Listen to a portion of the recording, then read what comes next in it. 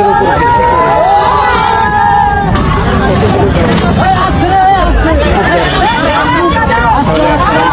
আমরা গত পরশু জলঢাকা থানার কুখ্যাত মোটরসাইকেল চোরের মূল হোতা গ্রেফতার করি এবং তাকে আমরা পুলিশ রিমান্ডে নিয়ে এসে জিজ্ঞাসাবাদ করছি।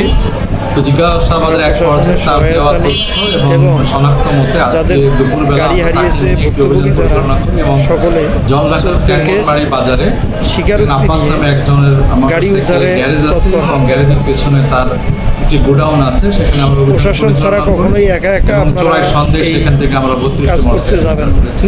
একটাই কথা বলছি, কারণ প্রশাসনের কাজ হচ্ছে চোরদের দিয়ে সবকিছু তথ্য বের করে সবকিছু এবং আপনাদের কাছে প্রশাসনের সহায়তা নিয়ে আপনার এলাকার চোরগুলোকে ধরুন এবং তথ্য নিয়ে এবং তার দোকান থেকে আমরা কিছু হারানো জিনিসগুলো উদ্ধারের সেগুলো আমরা যাচাই বাছাই করছি, চেষ্টা করব এবং যেগুলো উদ্ধার করা হয়েছে মোটরসাইকেল এগুলো আদালতের মাধ্যমে যারা প্রকৃত মালিক তাদের কাগজপত্র যাচাই বাছাই করে তাদের নিকট হস্তান্তর করা হবে। আমরা একজনকে আটক করেছি এখানে, যে মূল আব্বাস যিনি এই গ্যারেজের মালিক, তাকে আমরা আটক করেছি এবং 32টি মোটরসাইকেল উদ্ধার করেছি। তাকে আমরা জিজ্ঞাসাবাদ করছি এবং ভবিষ্যতে প্রয়োজন সাপেক্ষে আমরা তাকে পুনরায় পুলিশ হেফাজতে নিয়ে এসে জিজ্ঞাসাবাদ করব।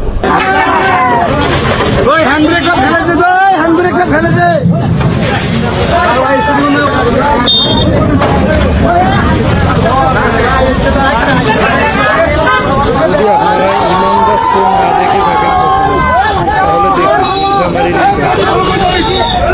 সুরক্ষার তথ্যের উপর ভিত্তি করে কতগুলো গাড়ি উদ্ধার চোরের ঘরে আর কত আপনার এলাকায় চোরকে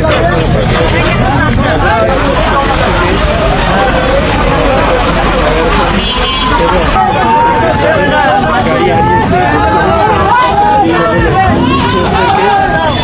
শিকার গাড়ি উদ্ধারে প্রশাসন ছাড়া কখনোই একা একা আপনারা কাজ করতে যাবেন। একটাই কথা বলছি, কারণ প্রশাসনের কাজ হচ্ছে চোরদের দিয়ে সবকিছু তথ্য বের করে সবকিছু এবং আপনাদের কাছে পৌঁছে দেবে। তাই বলছি, প্রশাসনের সহায়তা নিয়ে আপনার এলাকার চোরদেরকে ধরুন এবং